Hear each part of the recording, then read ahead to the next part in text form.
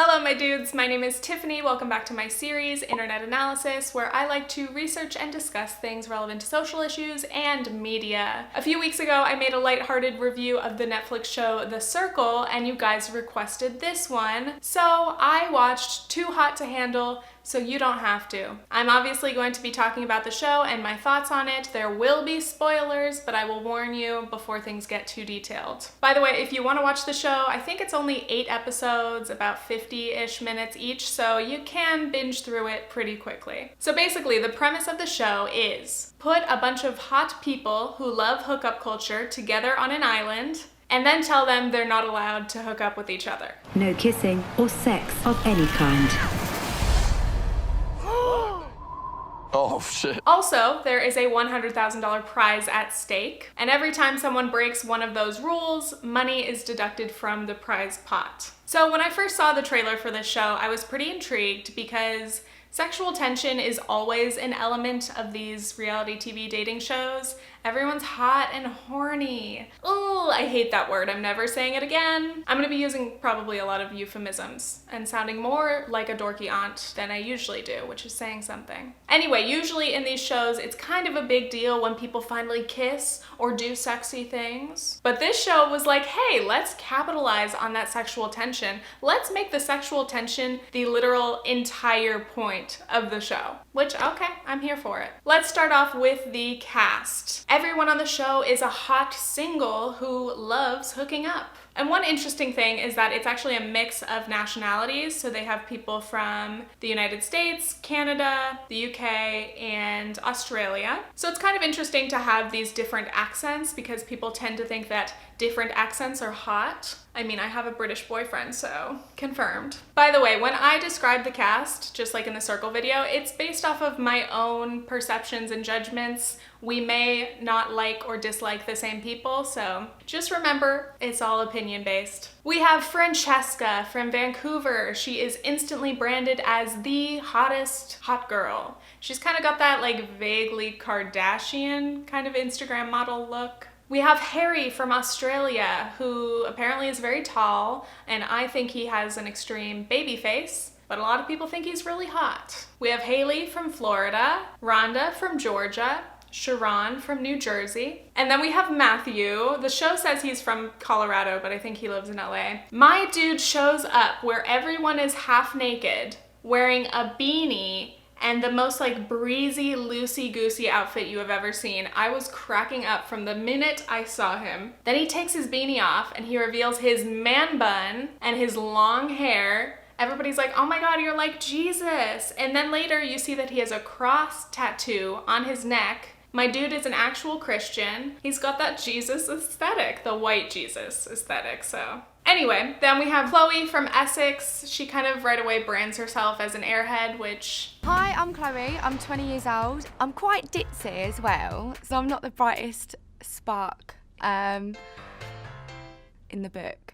We have David from London, Kelz from London, Nicole from Ireland. So those are just introductions to the cast. Obviously not a lot of even first impressions yet. I will get into more of the specifics about everybody later, but one of my biggest first impressions of the entire show was, this isn't Love Island. Now obviously the concept is different, but literally there were so many similarities in the way that the show is shot and edited. I was like, this has to be produced by the same company as Love Island because it's so similar. The cast intros, the big bedroom that everybody shares beds in, the get ready room for the girls, meetings around the fire, the mics around your neck and your waist, the slow motion dancing scenes, come on. I obviously get that a lot of reality shows can be similar, but this was just a lot. Is it a Love Island ripoff? Maybe. It's been compared to Love Island by a lot of people already. Love Island but worse. Love Island but different. Love Island but sexier.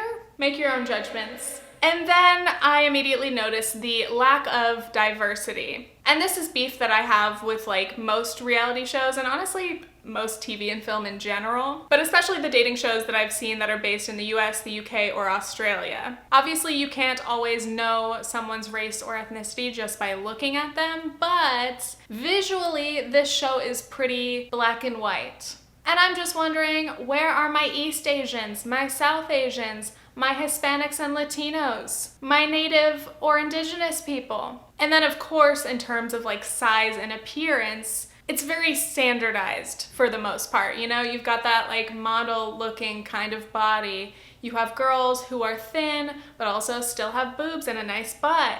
You've got very muscular guys. And my beef is, though this is typical for a lot of reality TV shows so far, it's the status quo. There are so many sexy, wonderfully attractive people who also have really great personalities to add to the mix that don't fall into this extremely narrow kind of casting. I just think it would make these shows a lot more interesting if we had more variety in the types of people that get put in them. And I know that a lot of different people must apply to be on these shows. Another issue I have some beef with is heteronormativity. Again, dating shows tend to be very, very heteronormative, meaning that being straight is kind of assumed to be the standard. And in a lot of these shows, it's built into the way that the show is set up. Like on Love Island, the couplings are straight. Boy and girl. There is no same-sex coupling allowed. And on Too Hot to Handle, it doesn't necessarily blatantly say like this is a straight-only show, but it's kind of built in still. And I'm just gonna be real, and I'm straight, but I find these shows to be incredibly boring. And I'm always thinking, do you know how much more interesting and exciting these shows would be, mixing things up, if there were some more bisexual representation, pansexual people? In a show like this, aromantic people would be perfect. And by the way, it's always possible that there are contestants who do fall into these non-straight categories but don't make it part of their identity on the show, which is fair. But again, I wish that it were more open, and I wish that we could see more of that representation. But I also want to make it clear that I'm not saying or suggesting that LGBTQ people should be thrown in as a twist or to make things more complicated. I just think it would be more realistic and again, yeah, more interesting. I think it might be more complicated in terms of the production and how you would try to envision couplings. It's not like, here's the boy group, here's the girl group, they'll meet up with each other. You never know. A guy comes in, he could like anybody. I'm just saying, from a reality TV production perspective, why wouldn't you want that? Anyway, just please give us more queer dating shows.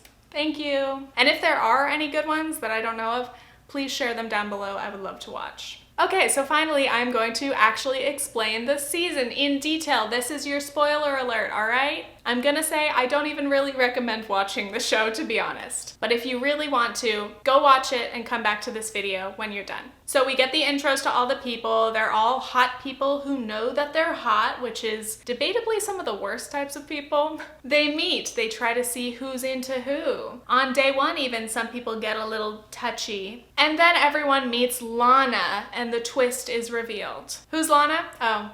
She's like Alexa or Siri, and she lives in these little cones around the resort. She's always listening, she's always watching. Sometimes she'll just chime in and ask how you're doing or give you some advice. And the whole idea of this kind of AI godlike figure, omnipresent, all-seeing, judging, that's very weighted and very weird. We could get into that. But my favorite thing is that the almighty god is named Lana. Like, yes, good choice, honestly. I just found out the real reason, apparently.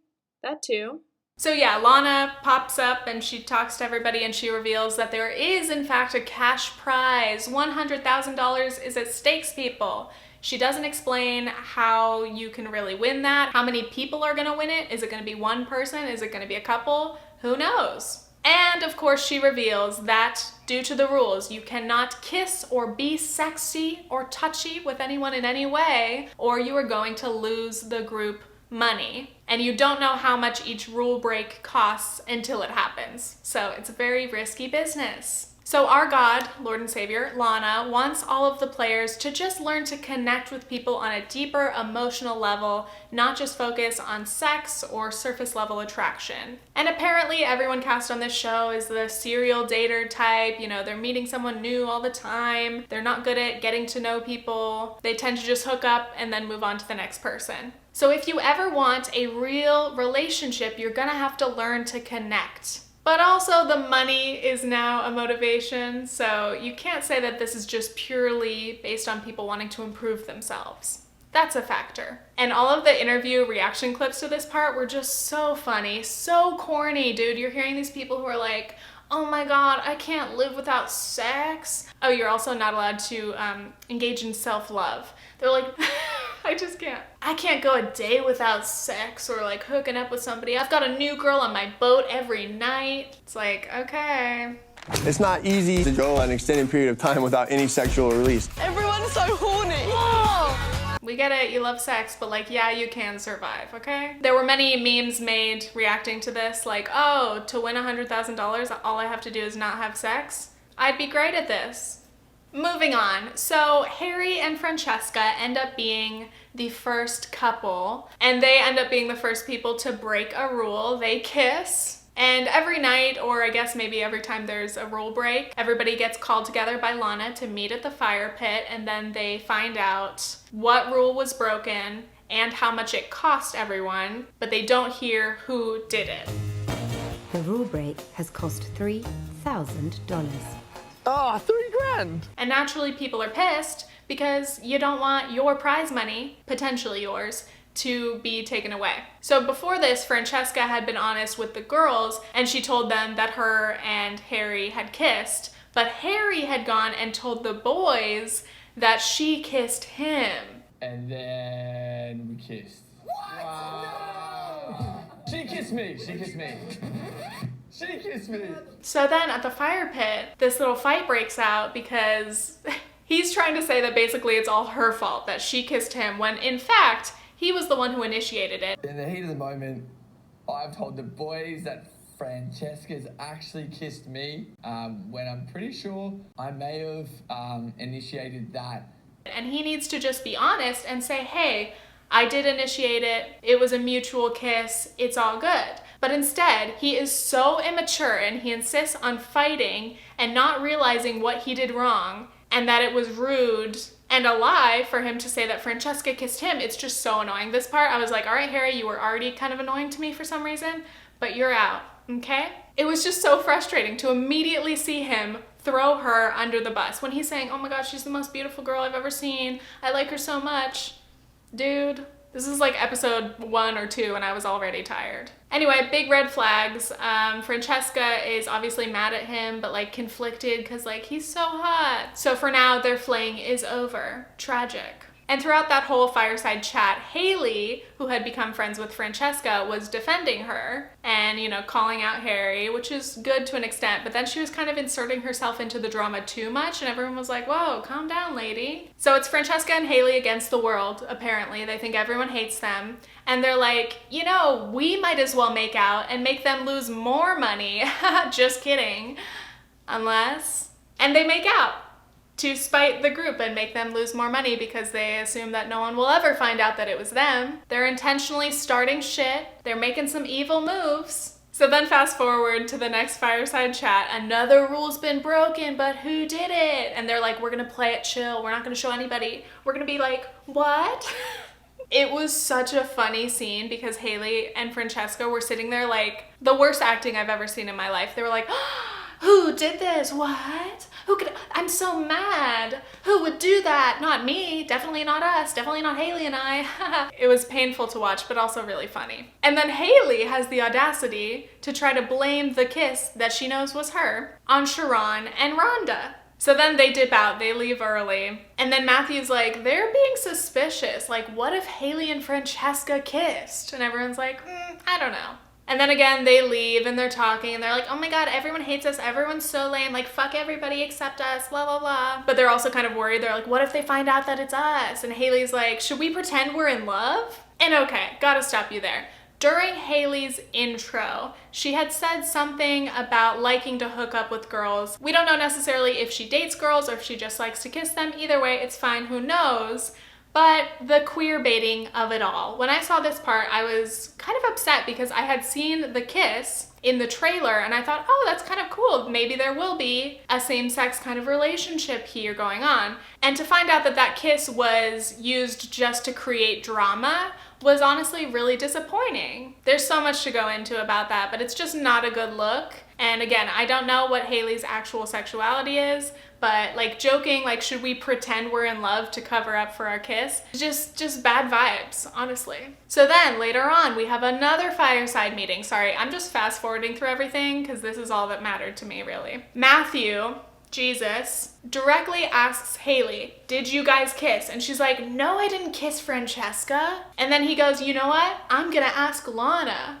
And he's like, Lana, did Sharron and Rhonda kiss? And she says, no. And then he goes, Lana, was it Francesca and Haley? And Lana goes, affirmative. And everyone freaks the fuck out. And it's so embarrassing because now obviously Francesca and Haley have been caught red-handed. They are liars. They not only intentionally did this to make the group lose money, when everyone else, there are couples who are budding in interest, they like each other, and they haven't even kissed because they don't want to break the rules. So it's a big slap in the face for these girls to just try to start drama and waste money for their own selfish reasons. And then they lied about it on top of that. Woo! Okay, so then later on, eventually, there's another little twist where everyone gets watches. Fun! And these watches will turn green, and that means that you get basically a temporary hall pass to break a rule. So like if it turns green and you're with someone, then you guys could kiss. Fun! You're literally given the green light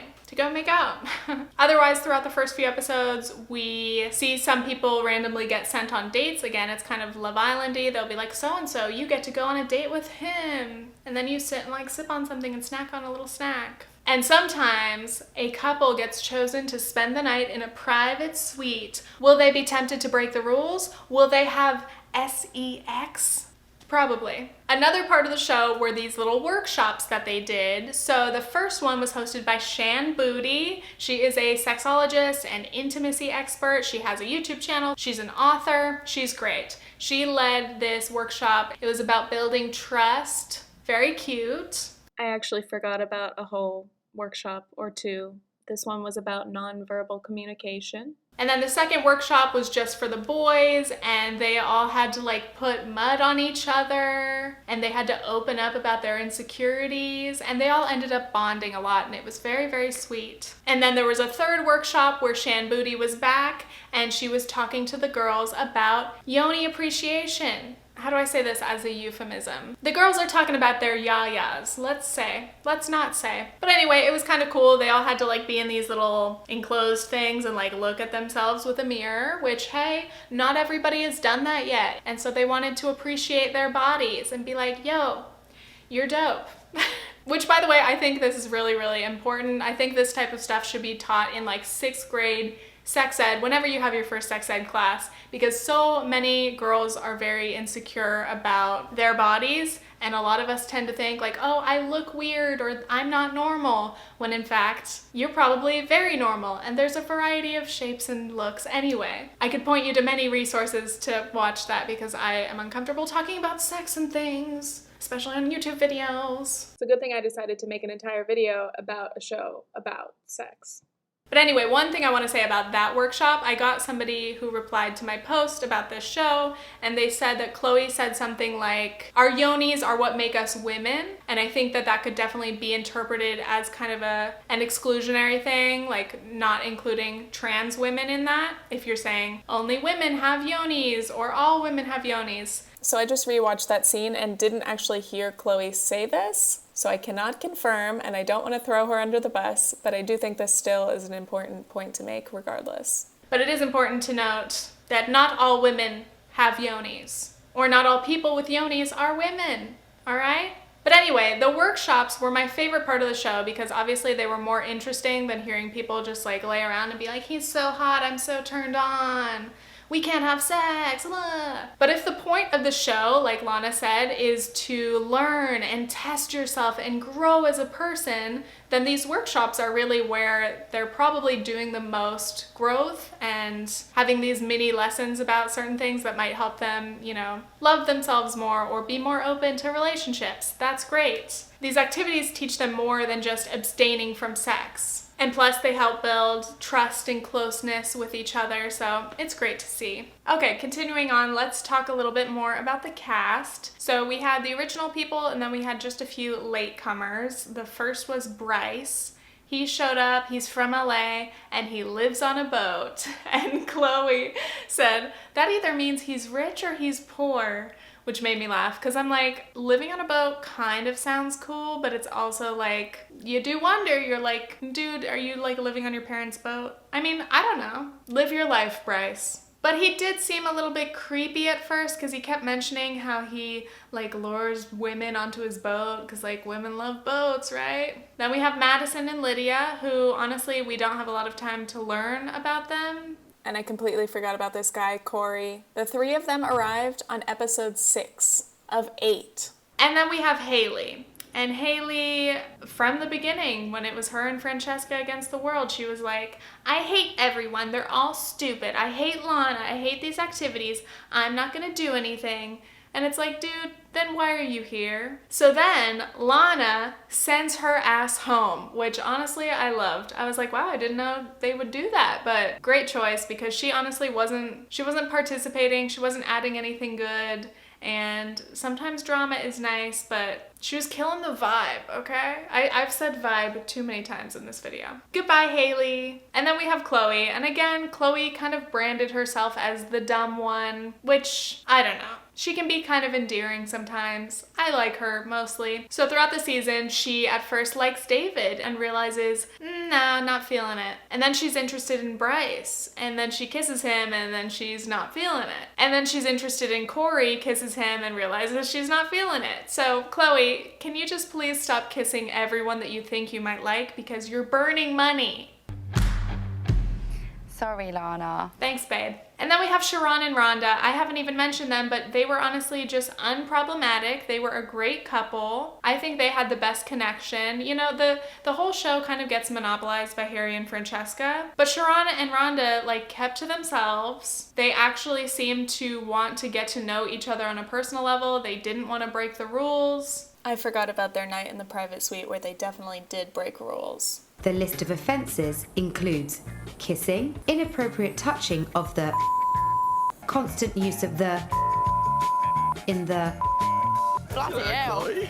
But I think after that, they tried not to. They opened up to each other about things that were difficult. Rhonda reveals that she has a child, the cutest little boy. So I love them. So then going back to Harry and Francesca. Okay, so after their fight, on literally day 1, Francesca dates Kelz briefly, but then realizes she's not feeling it and ends up going back to Harry anyway. And then once they're back together, they're like, we're the happiest couple in here. And they just keep breaking the rules. I think they were the only people to ever have sex. And that cost, I think, $30-something thousand. So Francesca and Harry alone are kissing, sexing, and just the prize money is just dwindling away. It's like, did you forget that this prize money is everyone's? It was annoying because at one point Francesca was like, everyone's like mad at us that we're such a good couple. They're not happy for us. It's like, no, dude, you can be a couple. They'd be happy for you, but you're burning everyone's money. This is communal prize money, and you're being selfish actually. Also, the point of the show is to not break the rules, and they did not try. Most of the time they were like, should we? Okay, let's do it. It's like, dude, put in a little bit more effort. And it's annoying because Lana kept rewarding them. Lana would be like, if you're doing well, Lana would praise you or reward you with a green light or something. And Lana kept being like, you did the bare minimum, woo! It's like, yeah, you broke all the rules more than everyone, but you did the bare minimum once. I'm tired of it. Then there were a few people who were single or mostly single and therefore didn't get a lot of action or airtime in the show, including Nicole, Matthew, Kelz. Late in the show, David and newcomer Lydia have a little bit of a connection, but we still don't really hear much about it. And following up on Matthew, our man-bun Jesus, he was one of my favorite characters. He always had very great commentary. He was a little sassy, but I just liked what he had to say. I like the attitude. And he's obviously this like kind of hippie, spiritual dude, and he doesn't connect with anyone right away. And then Madison comes in, and they were sitting next to each other, and she said something like, I'm really looking for a spiritual connection. And you see Matthew like kind of look over, and for a second you're like, oh my god, Matthew and Madison are gonna be a thing and they're gonna talk about spirituality. But then it doesn't happen. There's not an actual connection there. And then Matthew makes an announcement to the group that he's dipping out. He's leaving. His time is done. And it's heartbreaking. We'll miss you. So again, remember, all of this is happening within 8 episodes. And near the end, I was like, dude, how are we even close to near the end? I feel like we had just started to finally make progress. People are finally making connections. Maybe because I feel like I'm mentally comparing it to Love Island, where it literally has like an entire summer every single night of episodes. But when you condense everything into less than 8 hours of content, you gotta move quick, so suddenly it's the end. I'm watching it and I'm wondering, and you can tell the contestants are wondering, so how's this prize money gonna go? Who's gonna win it? Is it gonna go to the best couple? Is it gonna go to the single person who learned a lot and grew? Everyone's talking about who deserves it the most. Should it be Sharron and Rhonda? Should it be Harry and Francesca? And then Kori and Madison get sent home because they literally were so irrelevant that they like didn't deserve a chance to win the prize money, which, all right, I respect it. I don't remember how much money the prize money got down to. I think it was maybe around 50,000 or less. And then there's a big reveal that the group has a chance to earn back some money, and they're stoked until they find out that it's going to be on the shoulders of Harry and Francesca, the people who have lost the most money,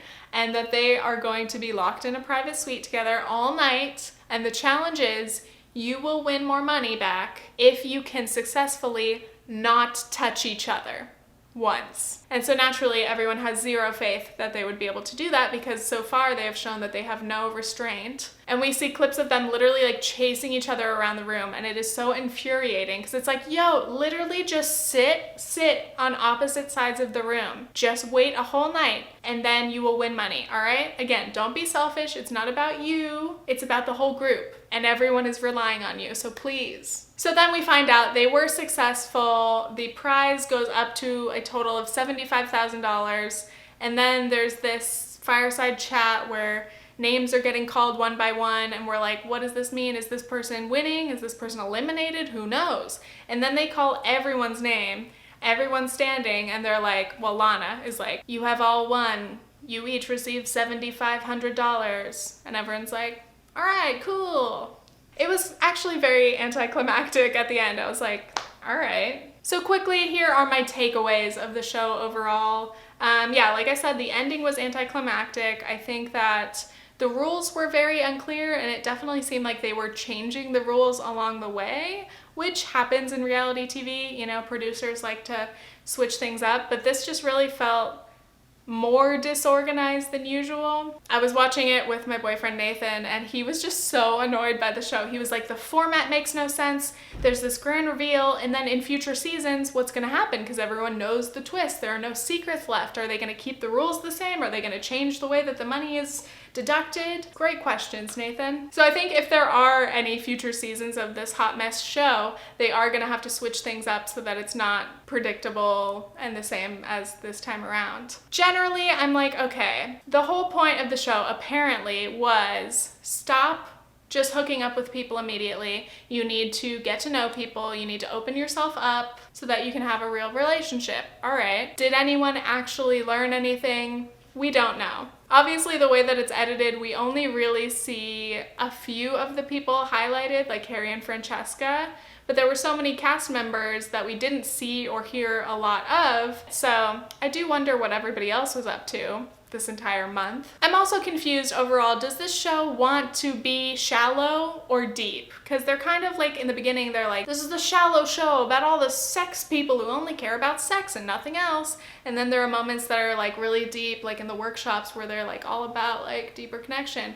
And I just think like tonally, it never really reaches a point that seems clear. I feel like they're going in so many different directions. It's the first season. Maybe they will change things. Maybe it will improve. But would I want to watch another season of this? I don't know. So where are they now? After watching reality shows, I love following up with the cast, going to Instagram, seeing how many followers they have now, seeing what they've been up to. First of all, when was this show filmed, actually? Last April 2019. Are the couples still together? We'll find out. First person I looked up was Harry, and I found out that Harry had been on another reality TV dating show called Heartbreak Island that I've never seen, and apparently he won it with some girl. They won $100,000, but then they broke up. So I was like, what's gonna happen here? Are Harry and Francesca still together? Apparently, they are. Quote, Francesca and I are better than ever, Harry revealed. We took a bit of a break in between, but now we are full steam ahead. I can't wait to start traveling and we can put some babies in her belly. Oh, okay, wow, moving fast. Apparently they got matching tattoos and want to get married, so best of luck to you guys, I guess. They also have a new couples vlogging channel, which, whew, that's gonna be great content. Can't wait. I found out that Harry has a brand called Naughty Possums, which is a phrase that he annoyingly repeated probably a dozen times in the first episode alone. He has designs such as boyfriend dick embroidered on a sweatshirt, or just $32,000, which refers to the amount of money that he lost in the game by having sex. Very cool of you. So that could be like a new term that people use to say that they've done the deed. They're like, 32 grand. I'm wearing it on a sweatshirt. I've had sex. And then in looking at his website, I realized something weird in the reviews for his products. A lot of people were referring to a giveaway. And I realized that people were leaving reviews on his products to enter a giveaway to win those products. So they're leaving reviews for products that they do not own, have never tried, but would like to win. And I'm like, Harry, that's not how reviews work. But that's a very sneaky way to get hundreds or thousands of 5-star reviews on your products, so sketchy. And then we have Frankie. She calls herself Frankie on social media. Frankie has merch, which is honestly the laziest merch I have ever seen, and that's saying a lot. There were 26 options of quote-unquote local artists who had drawn or painted mostly just near nude photos of her, but they're just the art like slapped onto an overpriced t-shirt or sweatshirt. Or like Team Frankie baseball caps. It doesn't seem like a lot of effort was put into this, and I just wonder who buys this merch. Like obviously I'm sure that she has some new fans, but like who really is that like Team Frankie that they'll wear a hat or just wear a sweatshirt with her mostly naked body on it? It's a fashion choice for some. Also though, she has a swimwear line that claims to be sustainable and ethically made. I looked into it, there's not a ton of detail, and I think that's cool, and it's a lot more on brand for her. She posts a lot of swimwear shoots and like lingerie stuff, so like cute swimwear makes sense, much more than her other merch. I looked at mostly everybody else's Instagrams, and they don't seem to be doing much that's notable, to be honest. I mean, they're doing their thing. I think it's interesting that they were on this show, they recorded this show a full year ago, and now it's coming out and they're going, up to 500,000 followers on Instagram, or 1 million or 2 million followers overnight by this show, because that's what happens when you do reality TV these days. Forgot to mention that Sharron and Rhonda unfortunately split after the show. So our success story is really going to be Harry and Francesca. I'm shook. My radiator's turning on and I can't really talk much more, but I hope you guys enjoyed this little recap of Too Hot to Handle Season 1. Again, by now you probably have watched the show or have no intention of watching the show, and I hope that I gave a decent, entertaining summary for you. It's time for me to make dinner. My voice is going. Thank you for watching. If you want to follow me on Instagram for some mediocre pics, you can do that. If you want to follow me on Twitter for some tweeter tweets, what else is on that trash fire of a website? And please subscribe and stay tuned for more videos. If you want me to review any other bad TV shows, I have the time. So let me know. All right. Okay, thanks. Bye.